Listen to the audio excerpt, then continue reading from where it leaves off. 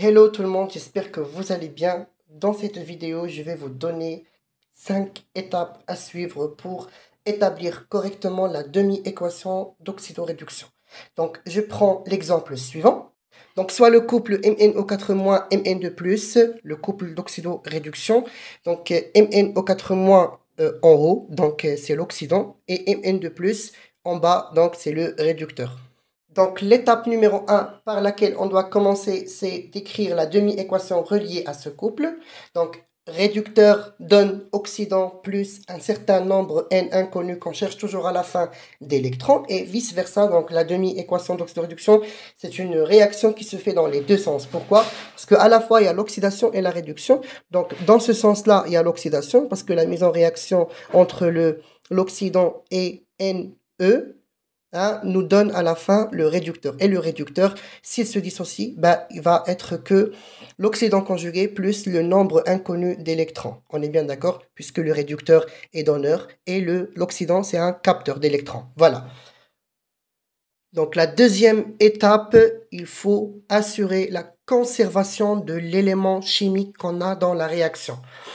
Alors, dans ce cas-là, on a l'élément manganèse. On est bien d'accord. Donc, là, je vois bien que je n'ai qu'un seul atome de manganèse. Ici aussi, je n'ai qu'un seul atome de manganèse. Donc, déjà, le nombre d'atomes à droite et à gauche, il est déjà assuré, donc équilibré au niveau de l'élément manganèse. Très bien.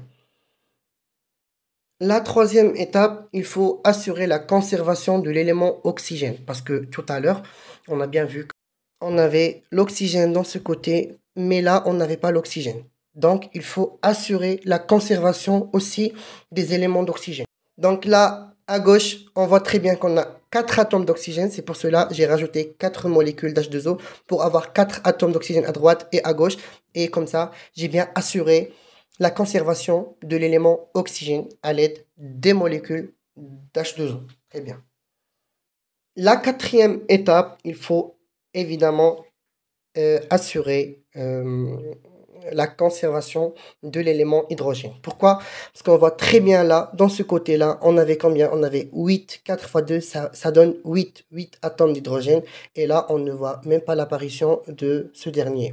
Donc, c'est pour cela, il fallait rajouter les ions hydrogène H+, dans ce côté. Et puisque là, j'ai 4 fois 2, 8. Donc là, il faut forcément rajouter 8 ions d'hydrogène H+. Très bien.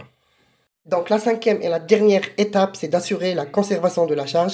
Donc on voit très bien que 8 moins 5, ça donne 2. Donc c'est équilibré au niveau de la charge. Et je vous dis